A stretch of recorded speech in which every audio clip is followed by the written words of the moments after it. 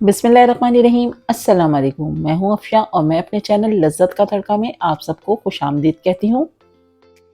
आप सबको जश्न ईद मिलादुन्नबी बहुत-बहुत मुबारक हो और इस खुशी के मौके पे मैं शेयर कर रही हूँ आपसे अपनी बेहतरीन सी खीर की रेसिपी, क्योंकि खुशी के मौके पे मीठा ज़रूर बनाया जाता है, हर घर में बनाया जाता है, तो ट्राई कीजिएगा मेरी इस रेसिपी को। बहुत स्पेशल सी रेसिपी है, बहुत ही क्विकली बन जाती है और टेस्ट में बहुत लाजवाब है। ट्राई कीजिए इस मौके पे इस ज़बरदस्त सी खीर को और अपना फीडबैक दीजिए। रेसिपी पसंद आए तो शेयर ज़रूर कर दीजिएगा और एक अच्छा सा कमेंट ज़रूर कर दीजिएगा।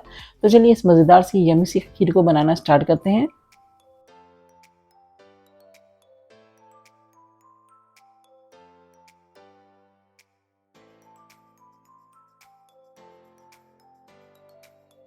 तो सबसे पहले हमने चावल को सोक करने के लिए रख दिया था। मैंने 100 ग्राम चावल लिए थे। नॉर्मल से चावल आप ले सकते हैं, ज़रूरी नहीं कि अच्छी क्वालिटी के चावल लें, आप इसमें टोटा चावल भी यूज़ कर सकते हैं। तो इसको हमने तकरीबन आधा घंटे पहले सोक कर लिया था। उसके बाद हमने इसमें 1 कप पानी डाल के इसका एक पेस्ट सा तैयार कर लिया। इसको हमने बारीक पीस लिया है।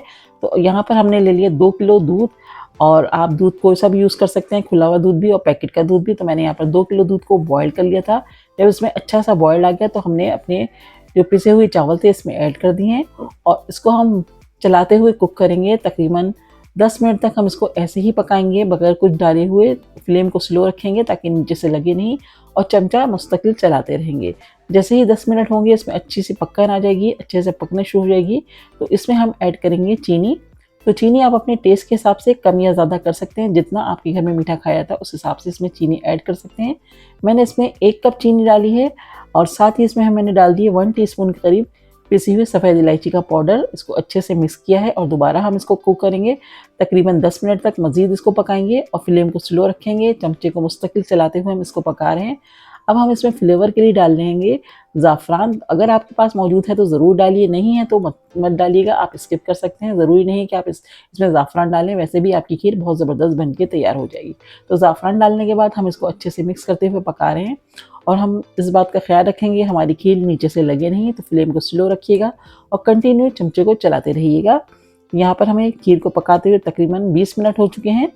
तो 20 मिनट के बाद इसमें हम ऐड करेंगे खोया। तो हमने यहाँ पर लिया है 150 ग्राम खोया।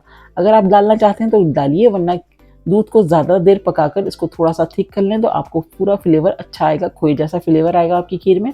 लेकिन अगर आप डालना चाहते हैं तो इसमें 150 ग्राम खोया डाल दीजिएगा और ख्याल कीजिएगा कि खोया आपका पुराना ना हो, ताज़ा हो, खट्टा ना हो, तो इससे आपकी खीर बहुत अच्छी बनेगी। तो यहाँ पर हमारी खीर को पकते हुए तकरीबन आधा घंटा हो चुका है। उसके बाद हमने इसमें डाल दिया है एंड में केवड़ा वाटर 1 टीस्पून। तकरीबन 30 से 35 मिनट लगेंगे हमारी खीर को पकने में। तो फ्लेम को हमने स्लो रखते हुए इसको पका लिया और ये अच्छे से थिक भी हो गई है। ख्याल ये रखना है कि बहुत ज़्यादा थिक नहीं करना है, क्योंकि ठंडी होकर ये और ज़्यादा थिक हो जाती है। तो यहाँ पर देख लीजिए कि किस तरह की इसकी कंसिस्टेंसी है।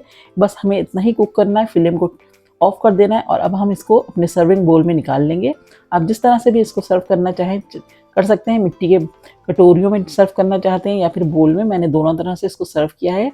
इसको अच्छे से हम सर्व करने के बाद इसको डेकोरेट करेंगे। तो आप जो चाहें इस पर ऊपर से डाल सकते हैं, पिस्ते, बादाम या जो भी कुछ आपके पास अवेलेबल है वो डाल सकते हैं, और चाहें तो आप इसके अंदर कुक करते हुए भी पिस्ते बादाम डाल सकते हैं। मैंने यूँ नहीं डाला कि इसमें मैंने खोया डाला था, उससे ही फ्लेवर हमारा बहुत ज़बरदस्त आ गया है। तो हमने बस ऊपर से इसकी गार्निशिंग करनी है, तो हम ऊपर से ही डालेंगे। आपकी मर्ज़ी, आप अंदर भी डाल लें और ऊपर भी डालें, ये आपके ऊपर है। यहाँ पर हमने अपने बोल में खीर को निकाल लिया। अब मैं इसके ऊपर पिस्ते डाल रही हूँ और बादाम जो भी है आपके पास वो डाल सकते हैं, और हम इसको अच्छे से खूबसूरती के लिए गार्निश करेंगे गुलाब की पत्तियों से। तो खुशी का मौका है तो हमने गुलाब की पत्तियों का यूज़ किया है। आप चाहें तो करें, वरना छोड़ दीजिए, स्किप कर दीजिए। तो यहाँ पर हमारी बहुत ज़बरदस्त सी खीर तैयार हो गई है। इसको आप चाहें तो ठंडा करके खाएं, या बाज़ लोग हैं गर्म खीर भी खाई जाती है, लेकिन ठंडे करके जो इसका मज़ा है वो बहुत लाजवाब आता है। तो इसको रूम टेम्परेचर आने के बाद आप इसको कवर करके फ्रिज में रख दीजिएगा। उसके 1 घंटे के बाद आप इसको सर्व कीजिएगा।